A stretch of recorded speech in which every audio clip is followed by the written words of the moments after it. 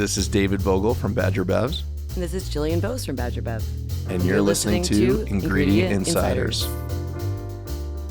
This is Ingredient Insiders. I'm John Magazzino. And I'm Andrea Parkins. On each episode of Ingredient Insiders, we'll be talking with chefs and food writers about their favorite ingredients. And then we talk to the producer of that ingredient. We want to learn about its history, how it's made, and why chefs love to use it in their restaurants. Andrea, I'm pretty sure we're going to be having a cocktail party in the studio in a few minutes. I'm going to be a little tipsy, John. Are you really?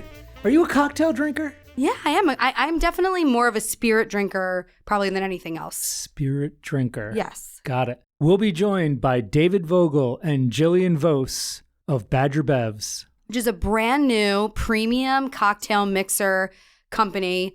It is produced in Pennsylvania, so this is a local product of the USA. Go USA. Ooh. And they're making some amazing mixers. And I really think that it does speak to where we are in terms of the importance of cocktail menus and the quality of the ingredients that, I'm going to use this word, mixologists are putting into their cocktail menus. Yeah. I mean, everyone, first of all, let's talk about it. Cocktails aren't cheap. Nope. So if you're going out to a really nice restaurant in a major city of the United States or around the world, and you're paying $20 plus $25 for a drink, I sure hope that they're using like the best of the best. Yeah, I don't want to see them, using the cocktail gun with God knows what is, attached to it. In those tubes, yeah. Right. I mean, it gets grungy, gross. Yeah, I think that you want to be able to see them opening a really nice looking glass bottle and pouring it into your favorite spirit. Right. And you're getting like a premium vodka or gin. Right. How do you not mix that with something else that's not premium? Absolutely. And are you a cocktail drinker? I'm more of a wine drinker, but I will tell you, when I go out to restaurants now, on certain occasions, I will have a cocktail. Like I love. Do you start with a cocktail? Yeah. I think that's when I walk into the restaurant, I want to go to the bar and have a cocktail, and then I'll have wine with my dinner. Right. Same way. Okay. Isn't that how it works? I mean, I think so. Well, in just a couple minutes, I think we're going to be having some cocktails here in the studio, Andrea. Talking about Badger Bevs with David and Jillian. Awesome. This season of Ingredient Insiders is brought to you by Bazzini Nuts and Dried Fruits.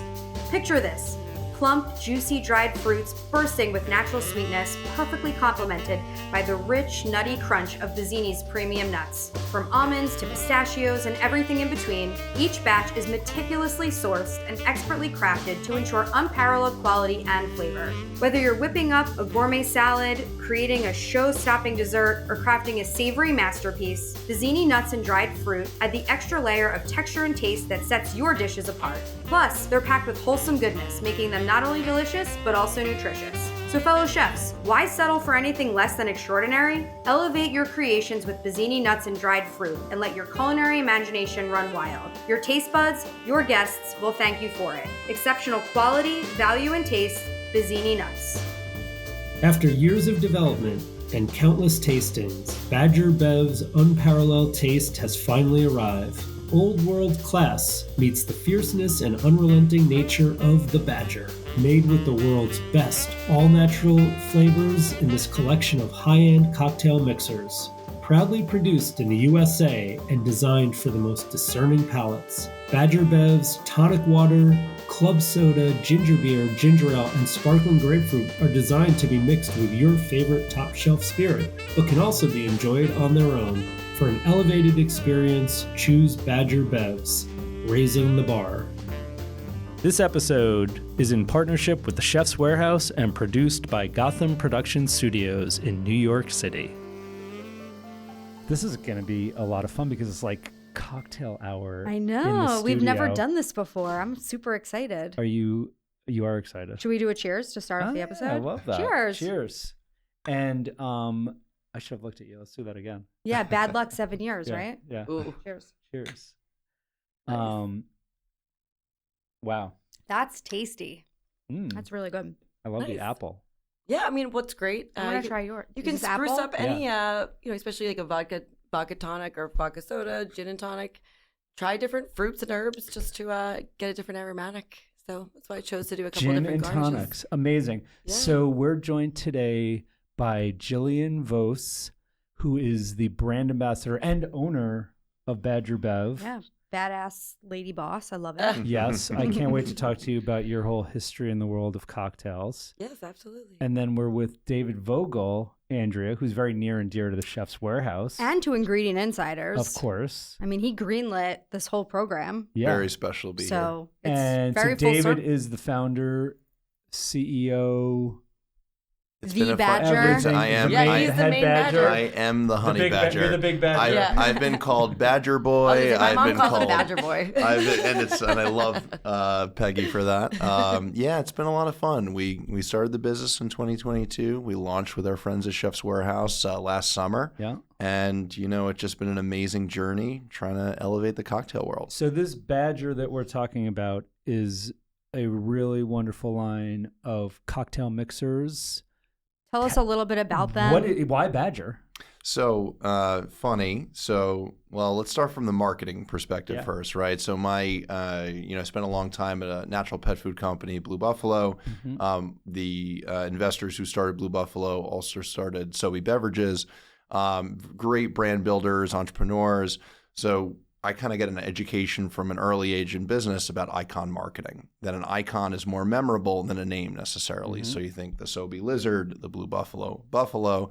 We just liked the Badger because we thought it was a cool, tough, resilient little animal that you see all these viral videos about. They're just tough and they, survive against some pretty amazing predators in the wild. And they're smart. And, if we're going to go up against these billion-dollar big name brands from overseas and domestically, we're going to need that resilience and that commitment to quality and this on-premise high-end channel. So it's kind of why we loved it. Little peek behind the curtain. I've got 3 kids at home, as you both know. A new one as of very recently. And my older daughter seems to always get what she wants with her mind, and the middle one seems to always get what she wants by force. And her nickname is the Honey Badger. The honey badger. So it's a There we little go. like building the kiddos into the brand a little bit, if you will. So tell us about the line. So there's obviously tonic, which we just had and is delicious. What else is in the line? Yeah, so we have our starting 5 are club soda, tonic water, ginger beer, ginger ale, and sparkling grapefruit. And we do have a sparkling blood orange, which is very similar profile, but the blood orange version of the sparkling grapefruit kind of thing from a formula perspective, coming out in May. We had a chance to try these earlier. They're incredible. Really, really good. Can you tell us a little bit about kind of what makes them so good? They're made in America. Yeah. That's exactly right. These are very European products by nature, right? And you think about, the old stories of how gin and tonic was born, which is pretty incredible. Back to the English sailors and everything. Wait, tell us that Yeah, story. tell us the 'Cause story, I don't really David. know. I know that was like malaria, Yes, tonic, and yes. things like. But I have no idea. Did you know Did that, Andrea? tonic cure malaria? Quinine, I think. Quinine. So remember you're did? saying that bitter that you Yeah, think, I'm not a huge. Yeah. I think that's how it started, but I could be totally wrong. John, drink up. I will. Do I have malaria? Exactly. not anymore. Yeah. I will tell you my understanding of it is basically that the English sailors learned that a native tribe in South America had discovered that a bark on a tree was curing malaria when malaria was tearing across, planet Earth hundreds of years ago. So the ground quinine got put into a sparkling water and essentially became tonic, right? It was a tonic for your health. And they would cheers every night and say, to our health, to prevent the onset and illness of malaria. But that wasn't fun enough, so they added some gin, and the gin and tonic was born. That's pretty cool. That is so cool. cheers. I hope you don't wake up in a cold sweat and be dead in the next few days. Thanks, John. You're the best. So lucky. I never knew that. So yeah, tonic, it makes perfect sense. So it's always been kind of a European product by nature, but the supply chain has just been so complicated in the last couple of years, with you both know all too well, and I learned kind of at my time at Chef's Warehouse. So, when we set out to do this, I wanted to find a way to build a supply chain and do it domestically. So our products are made in eastern Pennsylvania, incredible water source from an aquifer that's 1,200 feet above sea level. Our bottler's right at the base of the mountain. Gravity is a beautiful thing. Water comes down the mountain right to our bottler, has good minerality, it's fresh, it's clean, and then, it's used in all of our products. So that's one thing that's a nice differentiator. I mean, it's a local product to New York City. It's a local product to the East Coast and the markets that we're in. And then, it's a little bit more challenging to find a manufacturer that specializes in all natural, highly carbonated mixers domestically. If you want to make a beer, there's a lot of folks out there you can work with. But if you want an excellent water source, really pristine in glass bottles, all natural products, there's not that many folks that focus on it. So the team that we were able to identify essentially has been great for us. And again, the locality to New York is really big. So I'd say what makes us different, as John said, American made is really a big thing. And obviously we've got our big, proud American flag on the back of all of our products. But the all natural ingredients, how we pervade everything to the right ginger, the right source of grapefruit, the right mix of ginger in our ginger ale or whatever it was, has really brought us to what we feel is the most elevated taste profile for fine dining and high-end cocktail bars that are available now. And Jillian, you have such a amazing pedigree of your career. How did you get connected with Badger? Well, we have a mutual friend, Lars, who helped develop the product with David. And, I've been working in the New York City area for about 12 years, up until the last couple. And when they were looking for somebody who specialized in the bar side of things, as David comes more from the marketing and food side, we were introduced. And after I tried the products, they sent them out to me. I had a great call with David, and we clicked.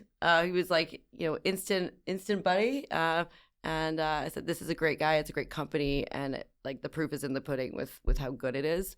And the quality and everything that David said holds true when you actually taste the product. Wait, because I've never met Jillian before. Neither have I. Wait, are you a professional mixologist? Is that a term? Do people say mixologist? Is that I don't bad? know. Jillian, you tell us. Is that like a 90s term? I feel like, it's kind of cringy for me. It is cringy. I met someone who was like, please refer to me as a bar chef. A bar that's chef. More cringy. So what is the term? How did you get into the world of cocktails? Well, I, at a very early age, a lot of people in this industry start off like, oh, I'll do this as a side gig, or I'll do this while I'm in college. And I started working in a bar. A lot of my friends, I'm from Cape Cod, Massachusetts. Cape Cod? You don't have the accent. I had to get rid of it. You got rid of it. I went into fine You're not dining, and I was worked at a bar. There was an R there. There was. Yeah. But yeah, when you're in fine dining and you're trying to sell nice wine, they're not really going to take you seriously. If it's wicked good, you should try this. Yeah. Yeah. You had to kind of get rid of it. Mm-hmm. From Cape Cod, I moved to Scottsdale, Arizona area, and got into fine dining. I worked at a brewery.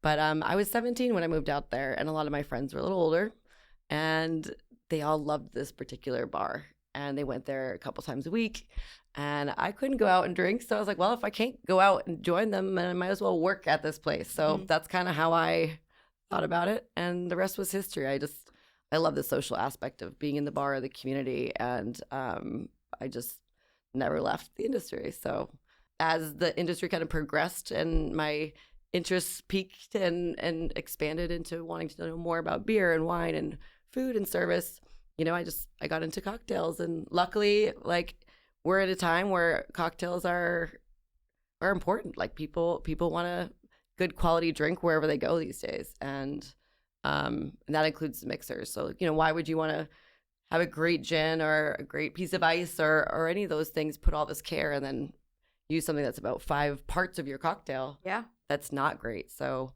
it's important. Every element of your drink needs to be good. I think it's a part of the food. And I mean, Andrea and I live in the food and beverage world, or food world and restaurant world. And talking to some of our friends and guests on this show, it's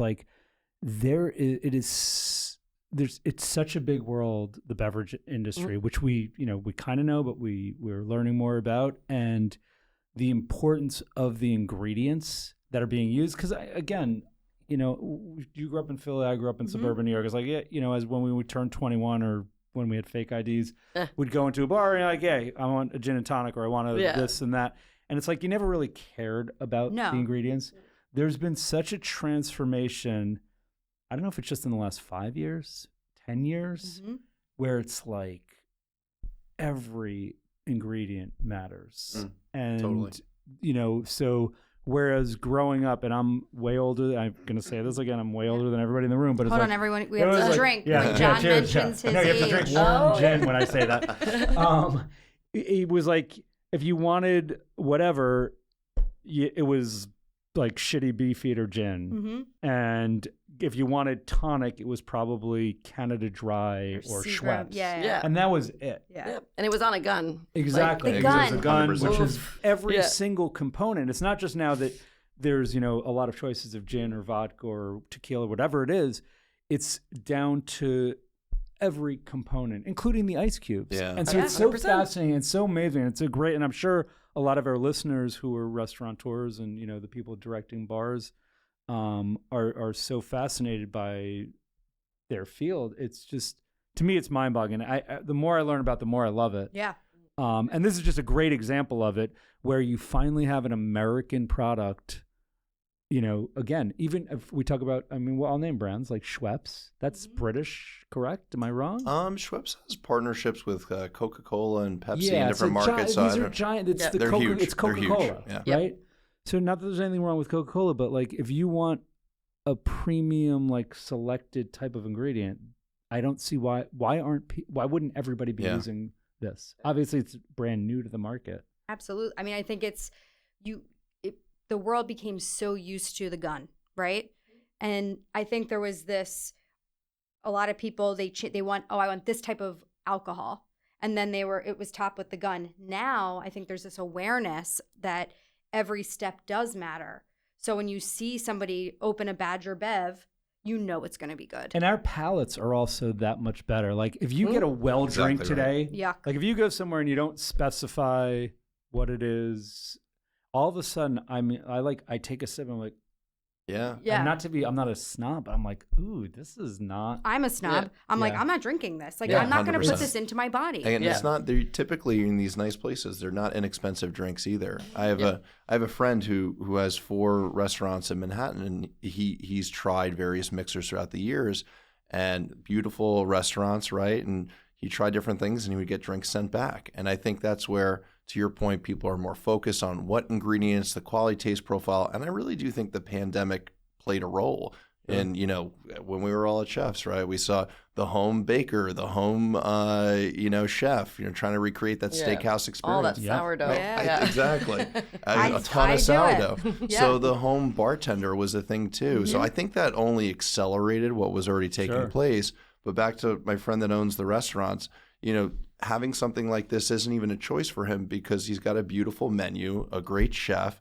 So to have a great gin and tonic, a great Moscow Mule, he can't be in the business of having drinks sent back and people recognize the difference now. Yeah. Wait, I want to jump back to Jillian. So Okay. you were in Arizona. Yes. You were working at a bar, Yes. restaurant, Yeah. Bars, restaurants. and then you came to New York. I did. Yes.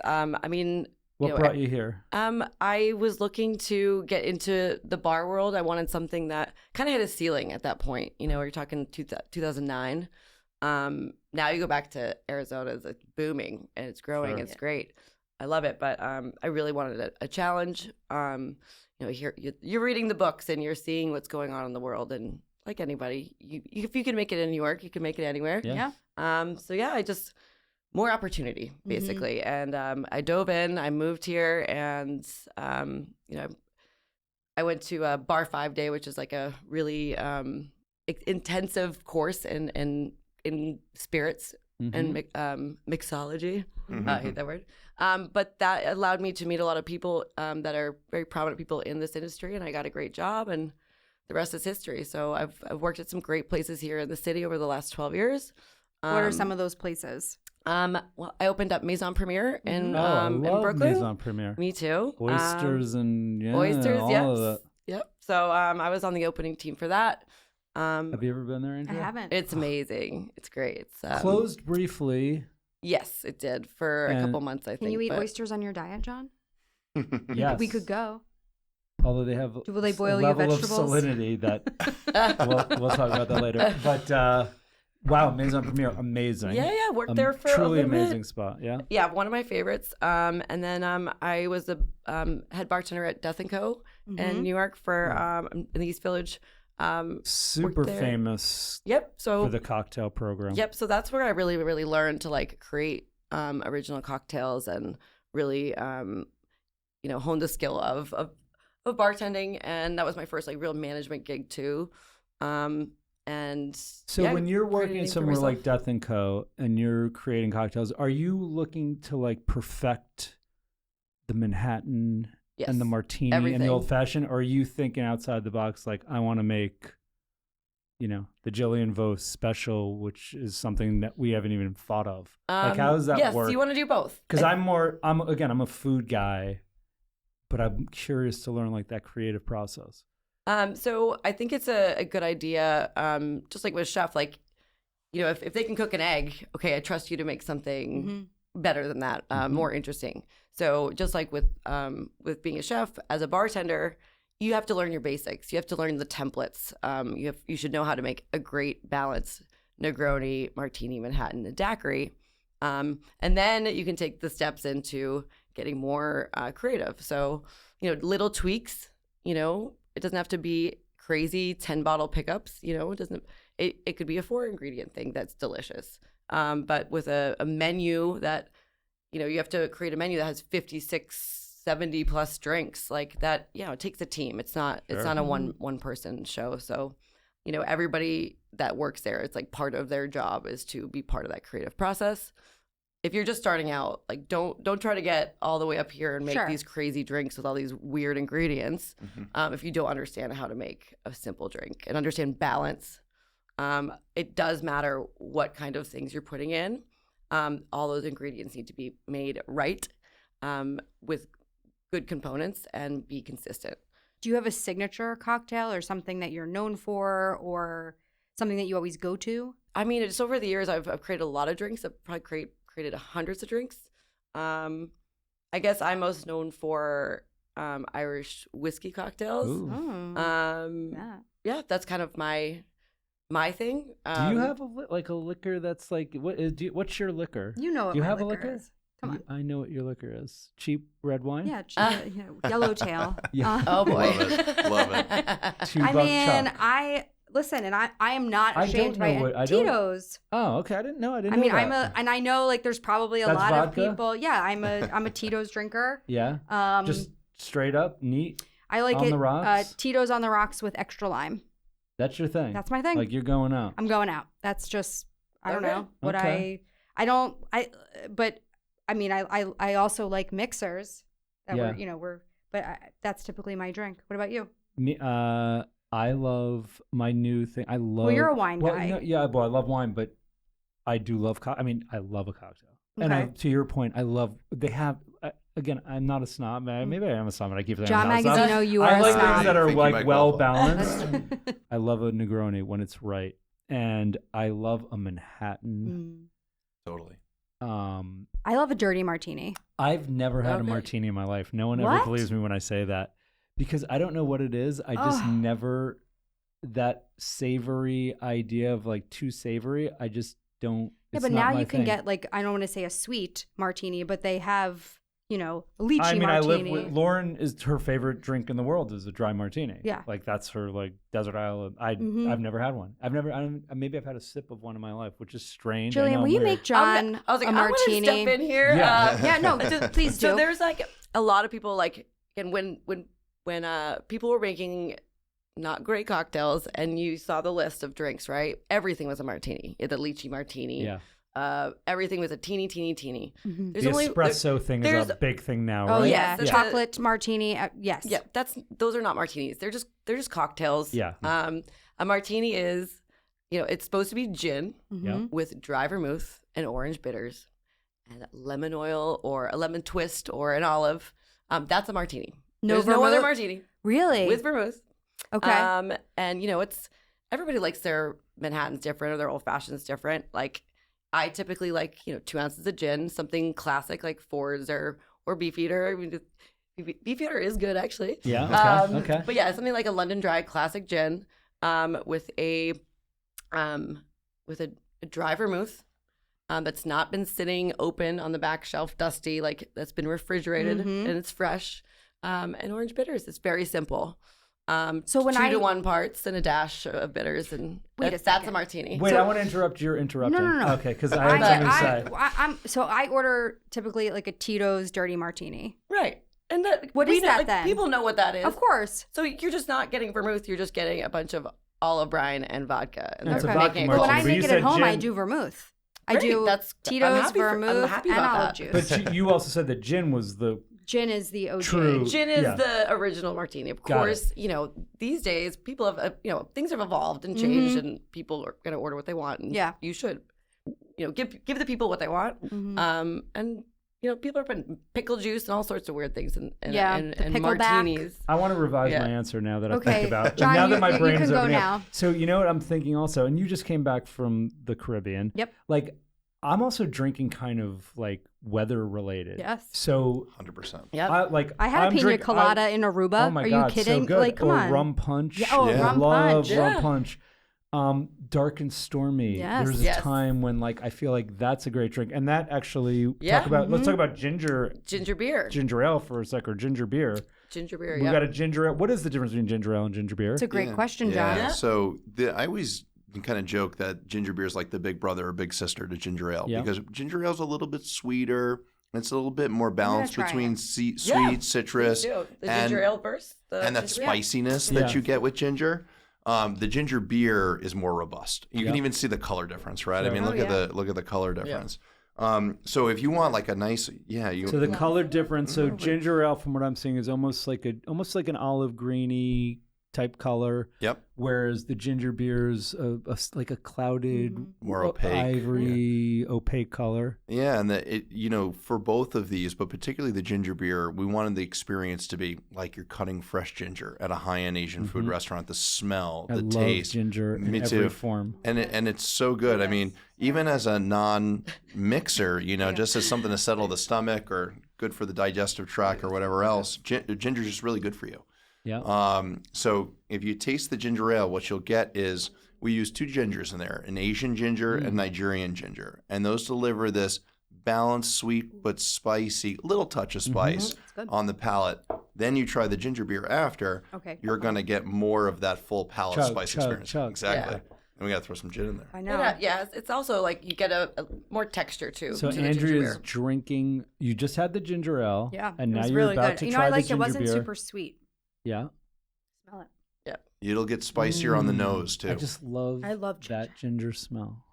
And that's what we aim for. That was something, not just the taste, but the smell of whatever it is. Meaning like grapefruit should smell like grapefruit. Like more depth. Ginger beer should smell like ginger. Okay, now I'm going back to the expert. Not that you're not. No. This is definitely the expert right here. So dark and stormy is where I go with ginger ale and cocktails. Where else are you going with ginger ale and a cocktail? Or ginger beer. Ginger beer. So, a lot of times at cocktail bars, there hasn't been a great mixer on the market. So what you do is you make house ingredients to make a better dark and stormy or better classic cocktail, whatever it may be, because you can't find it. So what I love about these products is that the ginger beer is good enough, is spicy enough, is bubbly enough to actually be put into a classic cocktail like a dark and stormy. What is a dark and stormy? Dark and stormy is like Jamaican blackstop rum, like Gosling's, and typically it's ginger beer and maybe a little bit of lime. So I like to put a little falernum and a dash of bitters in there, make it a little more complex, if you will. But we were making these last night at an event we did, and they were a big hit. Huge hit. I think that might have been the favorite drink. Yeah. That's a great drink. Yes. So it's just great that you're not having to make all these like house-made ingredients if you're not really set up for that. A lot of bars don't have a big kitchen, or they don't have the capacity to do all these syrups. So when you have mixers like this that you can make a Paloma with the sparkling grapefruit, right, instead of squeezing fresh grapefruit juice or making a cordial, you can alleviate a lot of these steps if you're not set up for that. It's funny. It's we've been in market for almost a year now, and the application, to Jillian's point, is so different depending on whether it's some high-end restaurant that just wants to upgrade their bar menu, or we're going to some really great mixology joint that is like, wow, I don't have to create the ginger syrup anymore because this delivers it. Right. So there's kind of that different function for depending on where we're going. Yeah. But also consistency. Yes. Like if you're making a ginger syrup, one week the ginger might be really spicy and the next week it might not have that heat. So if you're going in there every week for a cocktail and it tastes different, you're going to lose faith. Yeah. 100%. So I think this, creates that 100%. consistency. Yeah, absolutely correct. And another thing I was thinking too while everybody was talking was, I'm just going back to the old like G&T, the gin and tonic again, which in my early days was that of like drinking, your OG drink? Yeah, I don't know, for whatever reason, G&T. like when you were young 20s in Manhattan back in my day, and this is before there was bespoke cocktails, it was like I'd have a Tanqueray and tonic. Like that was the cool thing to say. To me, it's a Tanqueray and tonic. It's a magical drink. It is is just simple Is and it's that what amazing. you drink now, David? It can be, but it can also be terrible. That's exactly right. But what I wanted to say was my life changed when I went to Spain, and this was not that long ago, where I don't know if it's just Spain, and you're going to know better than me, but like I ordered a gin and tonic in Spain. The big bulby glass and you got a big bulby ice glass, and I think there was juniper berries. They garnish it with all sorts of stuff. And Is that like it's like a salad in thing there in Spain? I think it is. But so ever since that experience, that's where you really start to think, this is a 2-component drink. How important is the tonic and how important is the gin? But talk to us about like Badger tonic. How is it different from other tonics, and Sure. what it's because it's so great. It's different. It is great. Yeah, I don't typically like tonic. Me and neither. This is good. It is good. And What's the difference here, and what are you looking for as a professional in your tonic? I mean, not even as a professional, just as a consumer. I've always wanted to order a G&T and Yeah. be cool like that, but I just can never drink the whole thing. What I like about Badger tonic is that it doesn't have a super bitterness to it. It's not overly syrupy or sweet, which tonic typically has more sugar than any other soda. So we're using like cane sugar for our sweetener, which is great. And, it's just very light. It's more citrus forward. I think it's more, it's more fitting to an American palate as opposed to what, like if you go to England and order a G&T, they're expecting maybe that more like Bitter quinine punch. Yeah, exactly. And so you added lime to the tonic to kind of. So what we did was, it's an authentic Indian style tonic, right, with 100% natural quinine, and we actually use ground cinchona bark in there also, which is, as we were talking about the history, right, of tonic, it's where quinine comes from. But then we balanced it with a little bit of lemon, a little bit of lime, a touch of orange bitters, and it just makes it easier drinking, not overly sweet, not overly bitter, but just kind of this nice balanced tonic, if you will. Wait, so, and I'm not going to name names, but if we're looking at like the big brand tonics, are they not made with cane sugar? Are they made? Is it? Yeah, I'll take that one. I've seen he's the more formula guy. You're going right into my nerd alley that I love on mixers. They've even I've seen There's like not diet high tonic. fructose corn syrup being used and that kind of stuff, is there? Absolutely, and in the ginger beers too. So there's a couple levels in this category, right? So you got the gun, which we all know is junk and is offensive. You and see please, the gun, please run. and keep sending those drinks back. The gun they're referring to is that The soda gun. soda gun. The It fountain comes gun. from a line. It comes from like a box of syrup. You could get Coke, Pepsi, soda, and tonic. Okay, got it. Yeah, and they're I do love a fountain Diet Coke. They're not They're With not lots of cleaned ice. frequently Yes. enough. They're often dirty. The carbonation's not good. Anyway, we won't even go down that. I do want to talk about carbonation, Yes. just as a reminder. It's very Yes, important. well, Coming Okay. up. we will come back to that. Yeah. Stay tuned. So you've got that level, right? And that's kind of the base of the pyramid if we're thinking about it that way. Then you've got the middle, which is all those conventional things. I always say like mom and dad's mixers, right? Yeah, the big yellow brand. Yes. And those have a myriad of chemicals in them, high fructose corn syrup, all that stuff that we know that's just not good about sodas, right? That we've been educated on. And also the taste profile, right? They're often packed in plastic or cans, and those don't hold the high carbonation that we'll get to in a minute. Then you have kind of the top of the pyramid, and these are the European imports. And that's, again, why we wanted to do it domestically, so we could offer something of that highest caliber, quality, domestically made, in glass, with all natural ingredients. So we like to think we're kind of at that top Yeah, point. these are craft mixers. Exactly. Love The best of the best. That's the idea. We'd like to think so, yeah. We always say raising the bar, and it's nice. There's notably one leader in the premium mixer category today that I think's done an excellent job educating everybody. Now, domestically, the United States is their biggest market around the world, and they're an English brand.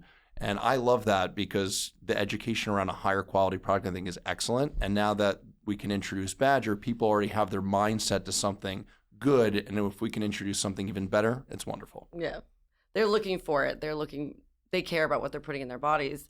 And, especially this up and coming generation, like, they don't maybe drink as much as us old folk. They want to go out and have a couple drinks, and they're going to, in Manhattan, you're spending $25 on a drink sometimes. Like, but you're gonna make it like worth it. Absolutely. You're gonna get like a nice cocktail. You're gonna not feel that bad about spending that kind of money, and you expect to get something that you can identify as good quality. And to your point, I mean, we had this big press event at Principe in Soho last night. It was a lot of fun, and a lot of great attendance from the press.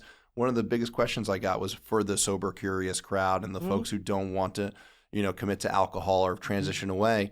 All of these products make great alternatives, right? I mean, I think, and Jillian could speak to this better than I can, but I've seen so many cocktail menus focus more energy and creativity on NA cocktails. And whether this is being drank on its own, I just drink tonic because I'm a tonic nerd and I enjoy it by itself. But if you want a really cool or complex, tasty cocktail without alcohol, you can find that in more places than ever before. Yeah, and not just putting a bunch of syrups and juices, on a whim, and I've done that before. Yeah. Guilty.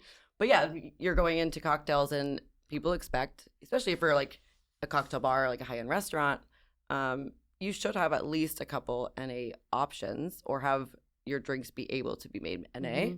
And that's just like commonplace now.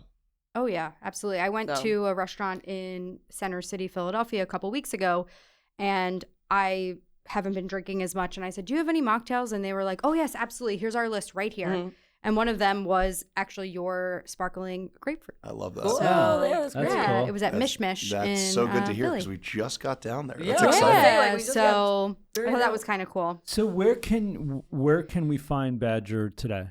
Yeah, so we're exclusive with the Chef's Warehouse and Fine Dining. Obviously, with all my friends at Chefs, it's been so fun to work with everybody again.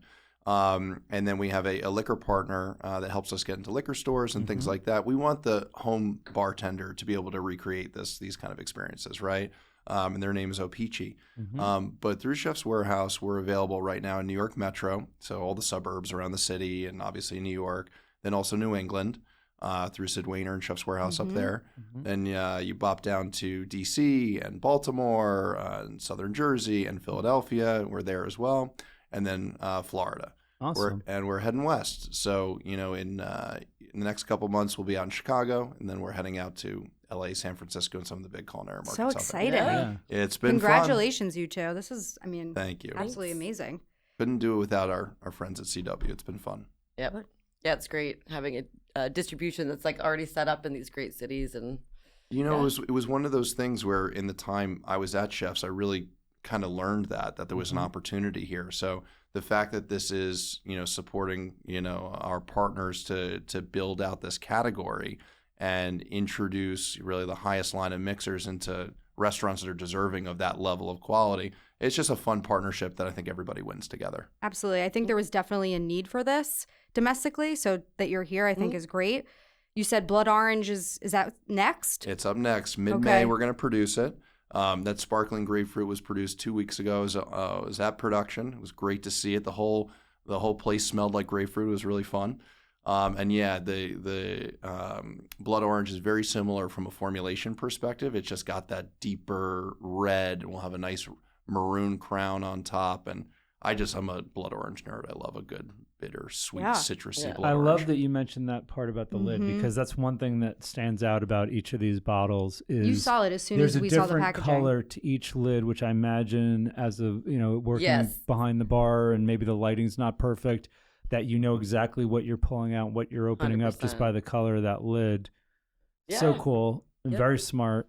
Very bartender friendly. And the bottles are slender. They're not like bulky. They don't fall down in the fridge when you're stocking them. But most of the time, if you're high volume, especially, you're submerging these mixers in a ice well of sorts. Yep. Yeah, when you're busy, I have to lift up 8 bottles and look at the label to make sure you're getting the tonic instead of the club soda. It's just so nice to have this. Yeah.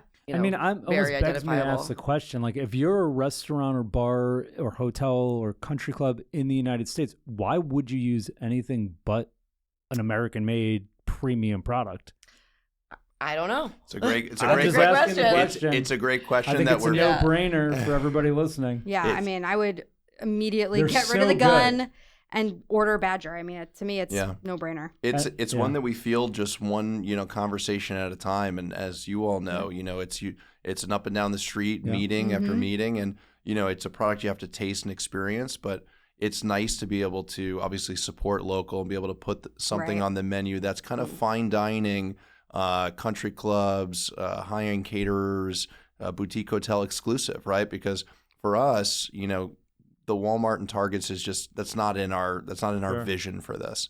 We really believe that the design of the brand, the positioning, the quality, we just want to be in the fine dining segment, and again offer it to home mixologists just through local liquor stores, the mom and pops, if you will. Absolutely love it. Can we take a step?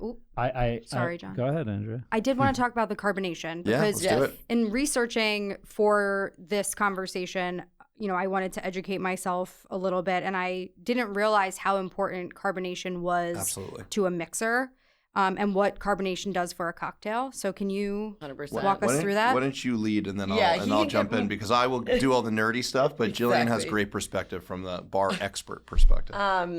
So when I tasted these initially, I was very curious about. I was like, well, okay, let's see how bubbly it is, and then I'll go forward with being part of the brand, because I was like, that's the biggest problem I felt like as a buyer in for bars over the years, is that nothing's ever stays bubbly. It really just kind of goes flat after you open it. By the way, talk about a moment to sweat bullets. I was the first time I met Jillian, she was doing a tasting of Badger, and I was hoping that Jillian would be, willing to consider joining the team. And she was doing the tasting live, and I was like just watching her drinking the products, and I was like, and she's like, "Oh, this is the best tonic I've ever had." I was like, "Oh, I can breathe again." I met Jillian because our friend in common, I asked him, I said, "We really need an expert on the team."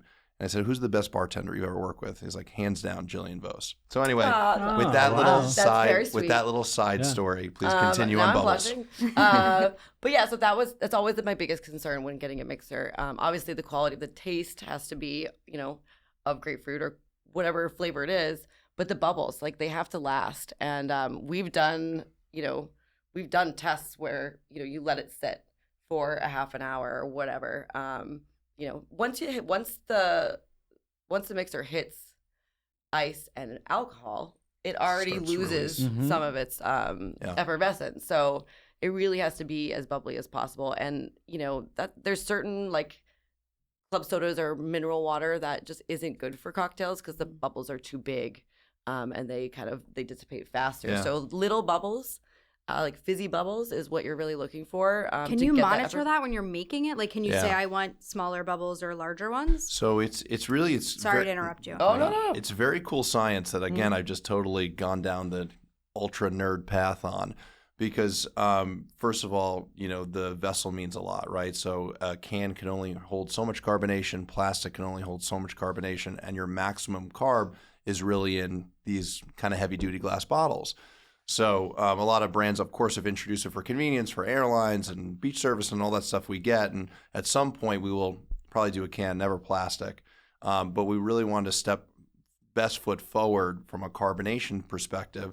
They spec all the stuff. So when you produce this, you need a manufacturer who specializes in high carbonation. The tight, small bubble comes from how much pressure there is in the liquid, forcing that bubble to be smaller. So these are spec'd out anywhere from 4 to 4.5 carbonation. So there's a measurement for it. And what they do is they pull one off the line every now and again. They pressure test the bottle, and they can measure where you are. The difference is for us, what you'll find is a lot of people pour, even in the premium mixer line, and you'll get a lot of foam and stuff at the beginning. But on your third sip, it's gone flat. Very little carbonation. So to Jillian's point, because we just have fun with this stuff, we pour out all the competition in our products and want to make sure we're living up to our own expectations. And it's like, okay, we still have that champagne look after an hour. We're happy. People should be able to have that nice, fizzy, tingly, tight carbonation throughout the whole drink. and even to make a second cocktail because each bottle makes 2. So awesome. I think this is like definitely one of the most exciting food products and beverage products to come to the Chef's Warehouse in the last several years. Hands down. If you are a customer of Chef's Warehouse, please ask your sales rep about them. If you are a wine or liquor store, please speak to your O-Pee-Chee distribution sales rep.